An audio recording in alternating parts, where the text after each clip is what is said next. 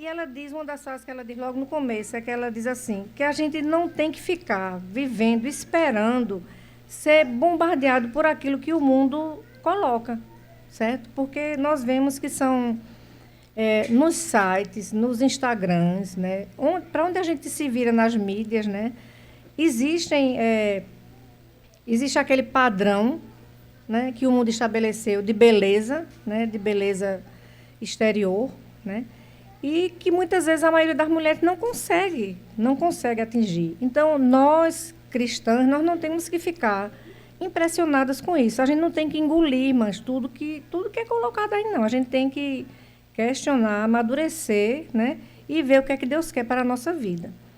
Então, mas ela diz também, aí é que começa o negócio que não é só a questão externa, né? Porque não é só o que o mundo, mas muitas vezes é aquele nosso desejo pecaminoso que está lá dentro. Então, junto ao que a gente muitas vezes joga no mundo, né? No que está aí exposto, mas muitas vezes o problema está lá no nosso interior.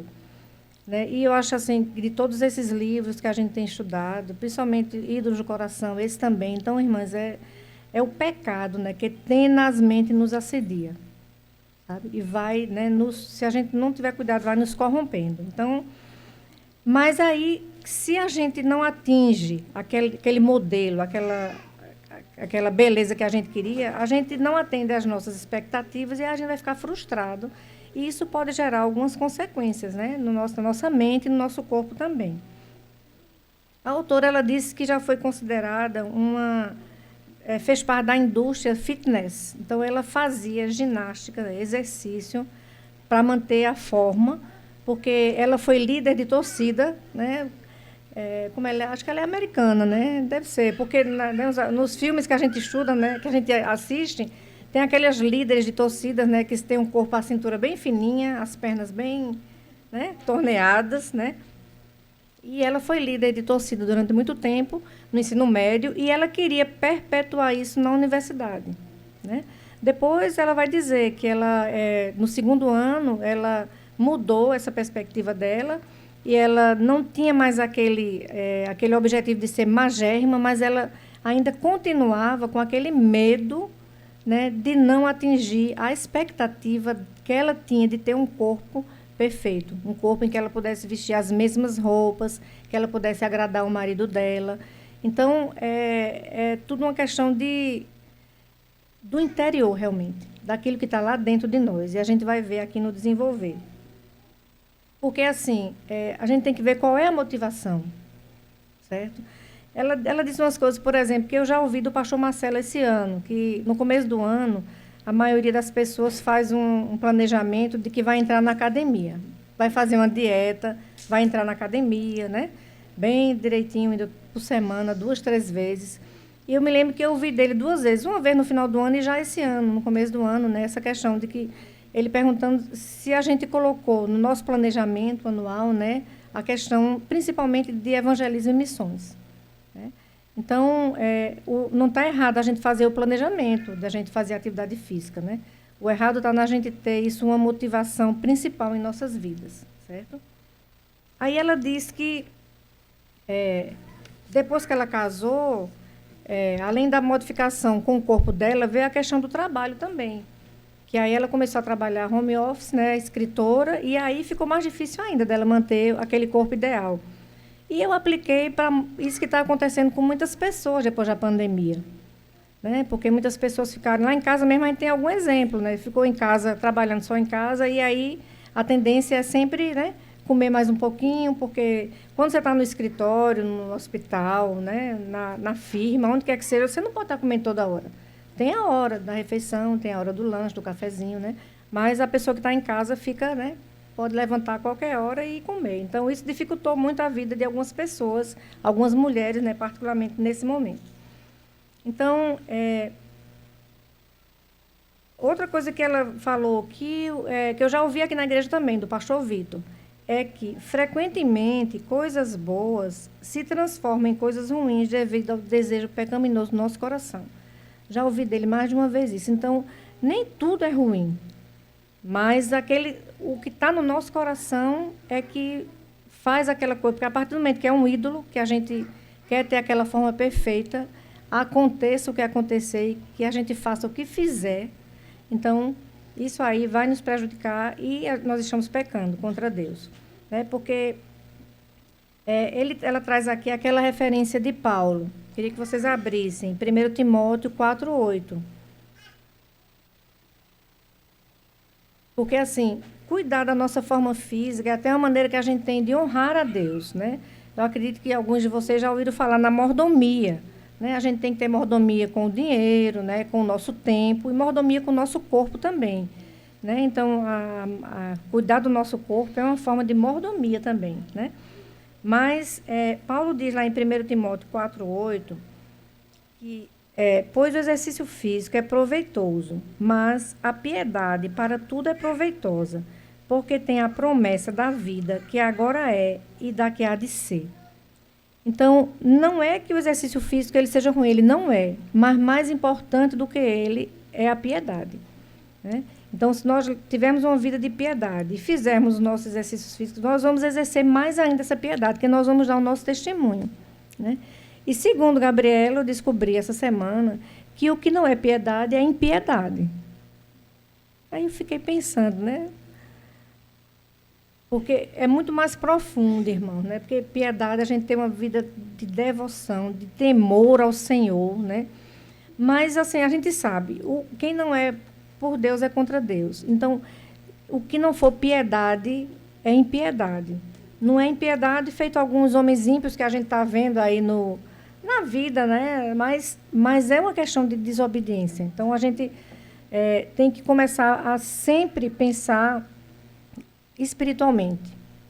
Nós somos seres completos, né? Nós temos o corpo, né? Temos a nossa alma, né? Mas o mais importante para Deus realmente é a questão espiritual. E a gente tem que cada vez mais se aprofundar e tomar posse disso. Desde a mais tenra infância, a gente tem que começar a ensinar isso às nossas crianças. Porque eu sempre digo, converso com Priscila, né? Esses estudos da SAF que a gente tem visto ao longo dos anos, e a gente sempre tem alguma coisa nova, de textos que nós já lemos. E eu que tive o privilégio de ser, assim, criada dentro da igreja, né? Eu digo, é porque eu não vi isso, porque eu não fiz isso antes. Mas Deus é tão misericordioso, né? Que ele aplica realmente, né, na nossa vida, né, aquilo e faz a vontade dele, tá? Então, o exercício físico, ele vai nos dar também força para trabalhar, para termos uma vida, para rejuvenescer, certo? Mas a gente precisa alertar para uma coisa, que é o que ela diz aqui também. E o fato de nós precisarmos nos exercitar, nos lembra, irmãos, que nós somos corpos caídos, no mundo caído. Né? Eu estava dizendo a Priscila também, compartilhei com Rose, que a parte que mais me chamou a atenção nesse estudo, talvez pelo momento que eu estou vivendo, é essa questão da finitude do corpo caído por conta da queda. Né? Então, Gênesis 3:6 diz assim: somos ao pó e ao pó voltaremos. Por mais que se faça cirurgia plástica, que se coloque botox, que se faça academia, né? O que quer que seja, por mais que a gente coma menos, pese as calorias, um dia, né, é a tendência natural do nosso corpo, porque somos corpos caídos, certo? Então, nós não precisamos ficar atendendo a essas falsas propagandas, né? De que nós... Não, porque, irmãos, a gente faz exercício, se a gente parar, a gente enferruja. É verdade ou não? A gente vai para o Pilates um ano seguido, se a gente passar um mês sem ir, quando a gente for, já no outro dia a gente já vai ter que tomar um analgésico para poder se recuperar.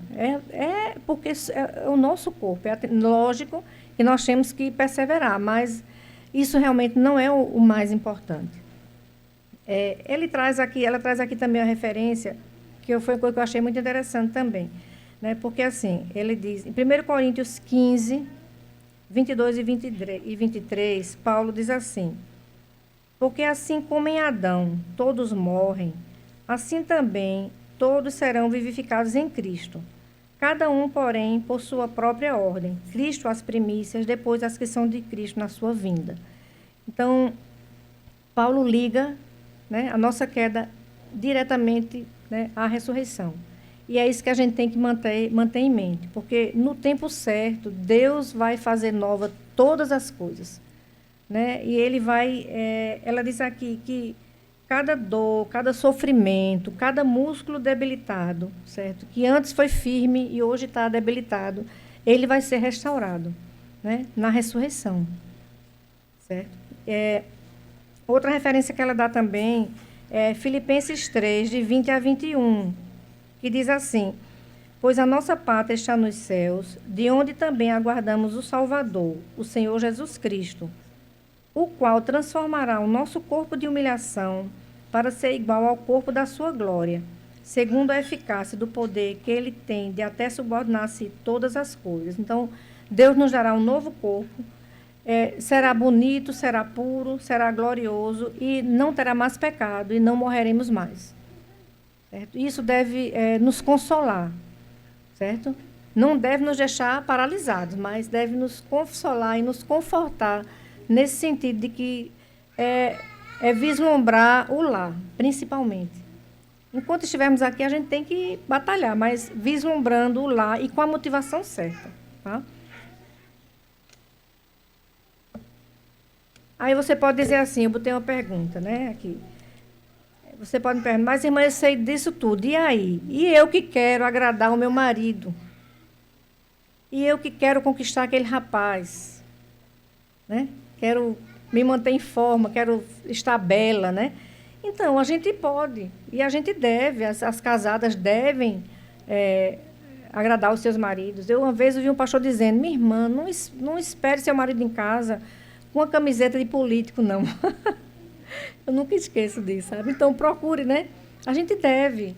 Agora, e as que ainda não são casadas e que querem, se elas tiverem dificuldade de manter aquela forma física, eu achei interessante, porque diz assim, se você teme não atrair um homem para casar, ore para que o Senhor lhe dê um varão que tema a ele sobre todas as coisas. Porque aí ele vai amar você do jeito que você é. Certo? Então, é a questão da motivação correta, certo? O equilíbrio, para a gente poder procurar fazer da maneira certa, certo? E aí agora ela vai entrar num ponto que vai falar o seguinte, muitas mulheres, então, em busca dessa beleza, desse tipo ideal, aí são acometidas pelos chamados distúrbios alimentares, tá? Que são consideradas doenças, né? Os distúrbios alimentares, eles têm CID, sabe? Eles têm um número na medicina, né? São considerados doenças. Eles estão ligados por hábitos alimentares irregulares, que podem ir desde a pessoa comer pouco, comer nada ou comer demais. São os distúrbios alimentares, certo? E, geralmente, essas pessoas, elas têm uma preocupação excessiva, assim, com o seu peso, com o formato do seu corpo, com a roupa que estão vestindo. E isso gera um sofrimento muito grande, né? Porque é um processo crônico que gera um sofrimento muito grande durante a vida. Afeta homens e mulheres. E ele acontece principalmente na adolescência e na idade o adulto jovem. Mas pode acontecer em qualquer idade, mas é principalmente nessa faixa etária. Tá? Elas têm vários sintomas e têm causas também, irmãos. Tem causas biológicas, tem causas psicológicas, tem causas ambientais, né? E tem a questão do pecado, que a gente vai ver mais lá na frente, com os exemplos que ela dá. Tá? Os 3 distúrbios mais importantes são a anorexia nervosa, a bulimia nervosa e o transtorno da compulsão alimentar periódica. Então, a anorexia nervosa é aquela pessoa que não quer comer para não engordar. Certo? Ela tem, às vezes, ela já está tão magra, mas ela tem a percepção de que ela está gorda. E aí ela não quer comer de jeito nenhum. Certo? Essa questão de transtorno alimentar não é fácil de ser diagnosticado. A própria autora, se vocês lerem o capítulo, ela vai dizer que ela nunca foi diagnosticada com transtorno alimentar, mas na realidade ela teve. Ela tem ainda, só que ela tem controlada, né, pelo espírito. Então, a anorexia nervosa, ela pode trazer efeitos prejudiciais muito grandes, porque A pessoa que fica com o peso muito abaixo do seu ideal, né? Por muito tempo, aí ela pode ter problema respiratório, cardíacos, problemas hormonais, pode até ter infertilidade. Então, é uma questão muito séria, fora o sofrimento da pessoa. Então, a anorexia nervosa, a pessoa não quer comer, ou come pouco, certo? A bulimia, a pessoa também não quer engordar, só que ela come, mas aí ela provoca a eliminação daquela comida. Quer seja pelo vômito, quer seja pelo uso de laxantes, quer seja pelo uso de diuréticos, né? Então, a pessoa, ela come, ela não tem condições de não comer, mas ela quer eliminar aquilo ali. E, geralmente, ela faz aquilo ali escondido. Então, ela come, depois ela dá uma fugidinha e entra para o banheiro, para onde quer que seja, né? Ela pode fazer também exercícios físicos forçados, até escondidos, certo? Essa questão da bulimia. Então, ela come e ela quer eliminar, de qualquer jeito, né? E pode trazer muitos transtornos, principalmente no aparelho gastrointestinal, porque no que ela provoca o vômito, né, ela vai forçar muito a questão do estômago, do esôfago. Isso pode levar a sérias consequências, esofagite. Se ela usa muito laxante, pode ter problema no intestino, né? Se usa muito diurético, pode ter problemas renais. Então, qualquer que seja desses dois, vai trazer muitos transtornos. E tem o transtorno da compulsão alimentar periódica, que esse assim, é um dos mais comuns que a gente vê, né? A pessoa come e come e come, né? E não quer eliminar, ela não provoca o vômito, ela não quer fazer laxante, ela não, né? Ela não consegue eliminar aquela quantidade. Então, geralmente, essa pessoa que tem a compulsão alimentar, ela vai ganhar peso e aí ela vai ter problemas, né, com as suas medidas, e vai ficar sempre aquela luta contra a balança. E falando em balança, a autora, ela disse que ela se pesava, sabe, bem constantemente. Que assim, a gente controlar o peso, eu acho bom, irmãos, a gente ter uma balança em casa. Não pode ser neurótico. Mas eu acho bom, sabe por quê? Porque às vezes a gente não percebe, certo? Balança e espelho para a mulher, eu acho uma coisa importante, certo? Porque no espelho, quando você olha, você diz, esse negócio aqui não está muito bom, não. Aí você procura, né? Comer menos ou fazer o exercício moderado. Então, não é que a balança e o espelho sejam proibidos, não. Agora, é um instrumento que dá uma direção para você, né, saber aí seu peso como é que está, certo? Então, esses são os 3 transtornos, né, mais importantes, certo?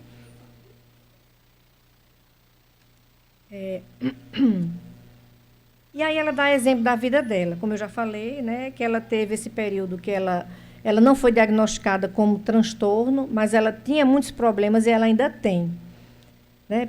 E ela diz aqui, tem uma frase que ela diz aqui, que o tipo e medo de luta que ela tem em mente é comumente exposta por meio dos hábitos alimentares, certo? Então, para ela, né? Porque cada pessoa é uma pessoa, né? Então, para ela disse que o tipo de medo que ela tem é geralmente exposto através dos hábitos alimentares, certo? Então, ela acha que nunca teve um transtorno.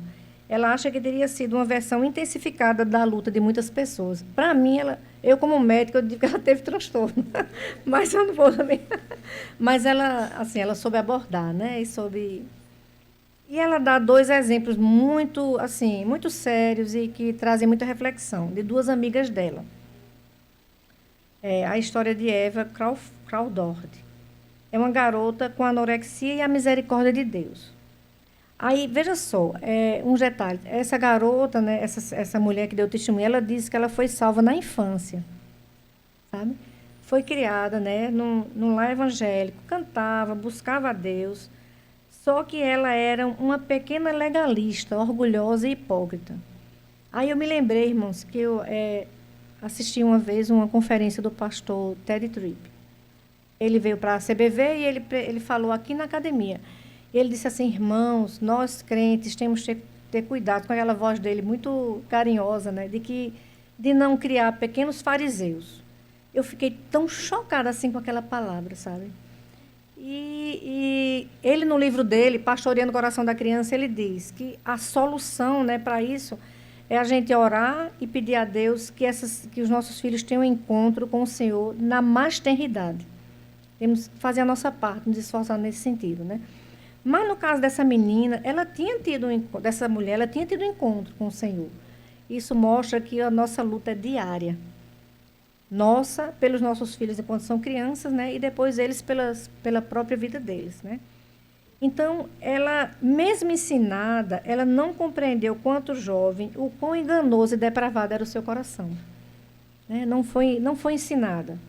Que isso aqui, as crianças já que as adolescentes já ouviram bastante, né? Graças a Deus por isso, né? Mas aí foi criada na igreja, mas não ouviu sobre isso, certo? E ela achava que o pecado tinha categorias. Não era tão ruim assim. Então ela se achava melhor do que as outras pessoas, sabe? Ela disse que entrava no supermercado, até no Walmart, e na fila do caixa a mãe dela dizia para ela não olhar as revistas que ficavam lá expostas. Mas ela era teimosa porque ela se achava que ela era madura e que ela tinha condições, e ela olhava e ela disse que um dia viu um assunto lá sobre traição, sabe? E ela disse, isso nunca vai acontecer comigo, porque eu sou crente. Assim, ela realmente ela era presunçosa, sabe? Não tinha, né, aquela... Aí, à medida que ela foi amadurecendo, quer dizer, crescendo um pouco, 14, 15 anos, ela tinha esse desejo de ser aprovada, porque ela era aquela pessoa bem comportada, magrinha, bonitinha, então ela tinha aquele desejo de ser aprovada. E ela fazia exercícios exaustivos. Certo? Ela não chegou, essa Eva não chegou a praticar o vômito, mas ela fazia exercícios exaustivos, tá? Para poder manter, né? Ela diz aqui que a possibilidade de ser para lá de obcecada nem passou pela cabeça dela. Também era muito novinha, né? Aí ela diz assim, que o foco no exercício físico e a resposta ansiosa e raivosa quando não conseguia se exercitar, revelaram o que estava no seu coração, ela mesma. Sabe? E aí, o que foi que aconteceu? Veja só, ela tinha 1,77 m e pesava 41 quilos. Então, o IMC dela estava em torno de 14, né? Bem desnutrida, realmente. Né? E ela diz assim, mesmo na profundeza do pecado dela, ela era hipócrita, pensava, como uma pessoa pode provocar o vômito para perder peso? Certo? Logo, por isso, ela nunca seguiu o caminho do vômito, né? Mas ela tinha uma verdadeira idolatria ao autocontrole e disciplina. E isso levou ela a essa escravidão do exercício, tá? Mas ela disse uma coisa tão importante, porque aí vem a parte boa, né? Com Deus é assim, tem a parte ruim, mas tem a parte boa, consoladora, né? Que ela diz assim, ela estava cega, mas os seus pais não estavam cegos. Eram pessoas cristãs e que tinham criado ela nos caminhos do Senhor, né? E eles não ficaram apenas observando passivamente, né? Então, eles procuraram ajuda, mostrando as escrituras, certo? Procuraram ajuda médica também e procuraram outras garotas que tinham esses problemas para poder dar o testemunho e tentar mostrar a ela como foi que elas tinham superado essa fase, né? Ela diz aqui que, mesmo em meio à sua idolatria, o Senhor a buscou e convenceu a alma dela do seu pecado. Na grande profundeza e falsidade do pecado dela, o Senhor a buscou. E ela foi tocada pela graça de Deus. E ela, apesar de ter ouvido a vida toda que Cristo morreu por ela, pela primeira vez, ela realmente esteve ciente da profundidade disso, né? Da iniquidade do seu coração e de como a justiça dela era falha.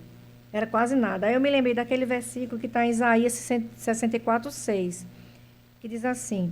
Mas todos nós somos como imundo, e todas as nossas justiças como o trapo da imundícia.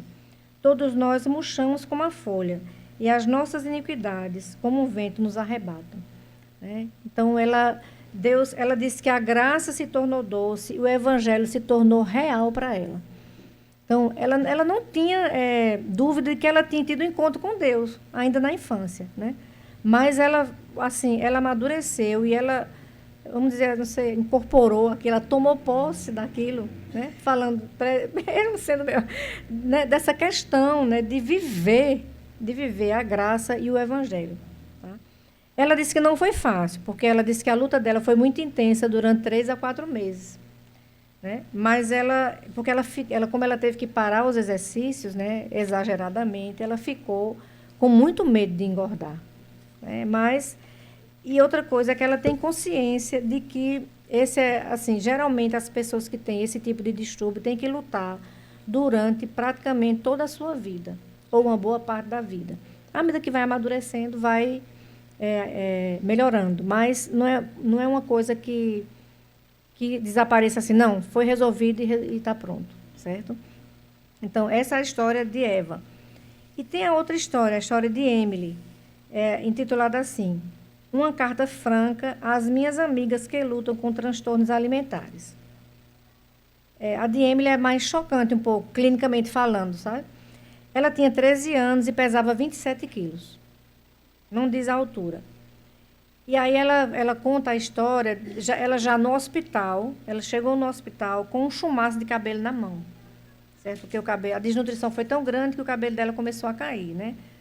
As unhas quebrando, ficando roxa por causa da hipotermia. E as amigas dela, quando viam, elas choravam bastante. Certo?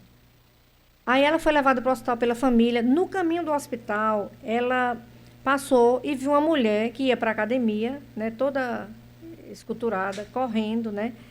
E ao ver aquela mulher, que parecia completamente viva, ela disse que naquele momento, Deus chocou no coração dela assim, e ela percebeu que tinha alguma coisa errada com ela, e que não era relacionado só com a comida, que era alguma coisa mais interior, né? Ela estava faminta muito antes de recusar a primeira refeição, porque a fome era de Deus, né? Era de Deus, certo? Então, essa adolescente era também de uma família cristã, era filha de pastor, né? Então, criada na igreja, cantava hino, decorava versículo, tudo que a gente faz para os nossos filhos fazerem também, que a gente ensina, que é assim que Deus manda, certo? Agora, a mãe dela era nutricionista. E a mãe dela não deixava ela nem ter aula de dança e nem ver revista de moda, porque a mãe achava que isso poderia impulsionar um transtorno alimentar nela, né?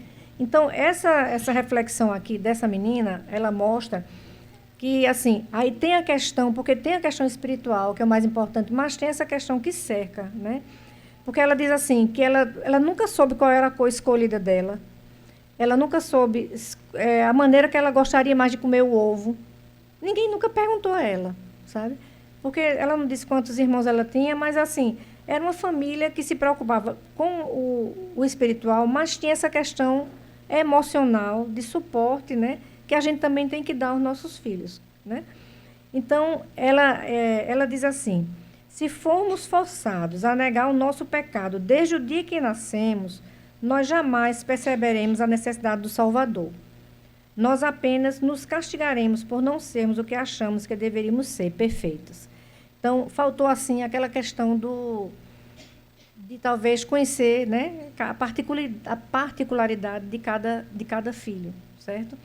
Não que a culpa seja da família, lógico, a culpa estava principalmente no interior dela, mas tem outros fatores também. O que eu estou querendo chamar a atenção aqui é que tem outros fatores envolvidos também, tá? Então, ela disse que ela era uma menina boa, sempre quando as pessoas falavam, ela respondia educadamente, ela ajudava em casa, mas tinha essas questões de envolvimento na família, né? Pequenas coisas que não foram feitas durante a infância e a adolescência dela. Aí, quando ela chegou no hospital, a enfermeira disse que ela era um milagre. E aí ela disse, quando a enfermeira disse isso, parece que ela imaginou que Deus tivesse descido e dito a ela assim, eu nunca a deixarei, nem a desampararei. Certo? Muito, assim, muito emocionante a história dela, sabe? O Pai Celestial garantindo a ela que havia mais coisas na vida além de regras e de liturgias, certo? Havia alegria realmente sincera e perene no Senhor, tá? E aí ela finalmente descobriu que, apesar da dor, dela estar com os cabelos na mão, né? O povo chorando, Deus trouxe à memória dela que Cristo morreu por ela, certo? E o seu corpo, eu achei muito interessante, porque eu me lembrei do texto dos vales de ossos secos. Qual é? Ezequiel, né? Ezequiel. Porque ela diz assim, e de repente, o meu corpo não era apenas a pele que revestia o músculo, que revestia o osso. Era um vaso. E Deus queria derramar o seu amor sobre ele. Assim, ela poderia derramá-lo sobre outras pessoas. Então, foi num momento muito crucial da vida dela, lá no hospital, realmente, quando ela estava sendo atendida. E é aqui que ela diz também que nós não somos apenas seres físicos, somos seres espirituais. Né? E parte dela sempre soube disso. E essa era a razão porque a comida nunca fora suficiente. Então, no fundo, era isso que estava faltando vir à tona na mente dela. No fundo, ela sabia, né? Que era a questão espiritual que estava faltando, certo? E ela conta que ela se recuperou, mas ela teve recaída, uma recaída depois que ela casou, jovem casada, né? E que foi para Deus mostrar a ela que a suficiência estava nele, né? E não nela, né? E ela diz aqui que a alegria é a paz que excede todo entendimento quando olhamos para os olhos do nosso Criador e entendemos que podemos confiar nele, apesar da dor que nos rodeia. Deus é digno de confiança. Certo, irmãos? Então, e a última coisa que ela fala, desse testemunho, ela fala do milagre da multiplicação dos pães. Certo? Em João 6:35. Eu até comentei com o Gabriel, disse, rapaz, nunca vi uma pessoa questionar isso. Porque assim, eu não sei vocês, mas eu leio os milagres de Jesus e eu não, mesmo assim, eu como médico, eu não questiono porque que um cego ele botou saliva, o outro ele só ordenou. Ele é Deus, ele faz do jeito que ele quer, né? E aí ela disse que vivia encucada, porque é que Jesus fez a multiplicação dos pães e com tanta comida faltando, ele deixou sobrar comida. De rapaz, a mente humana é muito, né? Cada um com a sua, né? Com a sua interpretação, a sua, né? Mas aí ela disse que depois desse episódio, né, Deus revelou, né, a ela e mostrou a ela, né, que o problema é como o pastor Vitor também gosta de dizer, né? O problema não sou eu, não é você. O problema não. O importante é Jesus, é a respeito dele. Ele é o pão, né? E assim, a interpretação que ela deu é que a sobra, né, daquele pão quer mostrar, né? É uma ilustração lembrando que ele é mais do que suficiente para nós, né? E mais do que suficiente para cada necessidade nossa, sabe? Então, alimentar-se do pão vivo é encontrar a suficiência em Cristo para todo o desejo de fome que sentimos em nossas almas. É deixar a sua graça e a sua bondade encherem todos os espaços vazios e dolorosos. Que às vezes está vazio, mas está doloroso também. Certo? E sermos nutridos e crescermos na fé e no amor. Tá? Então, a autora do livro, ela termina assim, contando, né, que essas são histórias dela, das amigas dela, mas que Deus está escrevendo a história de cada uma, né? Cada um de nós. E que as lutas são diferentes para cada uma, né?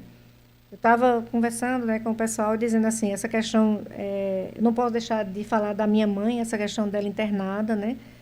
Ontem ela passou o dia sem condições de veia periférica, e não podia funcionar uma veia profunda, porque a coagulação completamente alargada, né?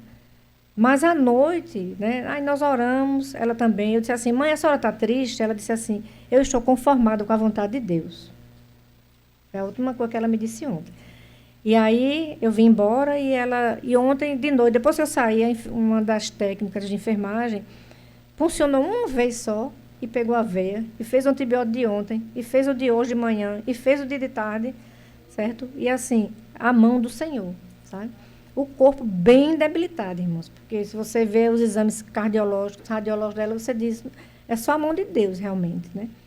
E assim, esse livro me consolou no sentido de que Deus vai restaurar, né? Na ressurreição de Cristo. Não sei quanto tempo ela vai permanecer conosco, né? Quanto tempo nós vamos permanecer aqui ainda, né? Mas nós temos a certeza de que Deus vai restaurar o nosso corpo, né? As coisas que eram antigas serão novas, né? Se alguém está em Cristo, é nova criatura. As coisas antigas passaram, eis que se fizeram novas. Está escrito lá em 2 Coríntios 5,17, né? Ela também coloca que os transtornos alimentares é uma guerra espiritual, né? É uma das lutas, né? Mas Romanos 8,37 diz que em todas as coisas nós somos mais do que vencedores em Cristo Jesus. E eu vou terminar só com esse versículo que não estava no livro, mas que eu me lembrei.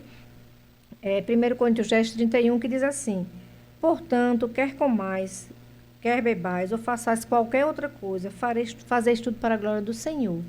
Sabe, irmãos? Ó, irmão, eu sempre digo quando eu venho aqui, não é fácil. Fácil a gente falar é fácil. Mas a gente tem que buscar constantemente, diariamente, trazendo, né? Fazendo o que vocês estão vindo, né? A cada quinta-feira, e no domingo, e ouvindo, e, né? E lendo, né? E Deus vai mostrando. Porque, assim, eu quando vi esse livro da questão da beleza, eu não pensei que eu fosse ser tão edificada, sabe? Nessa questão do nosso corpo, né? Vou me arrumar mais para a próxima vez, para eu vir mais arrumadinha. Mas que o Senhor nos abençoe, né? E alimente, né, o nosso coração e nos dê perseverança, certo? Amém, irmãs? Amém, irmãs. Agora a palavra para Priscila.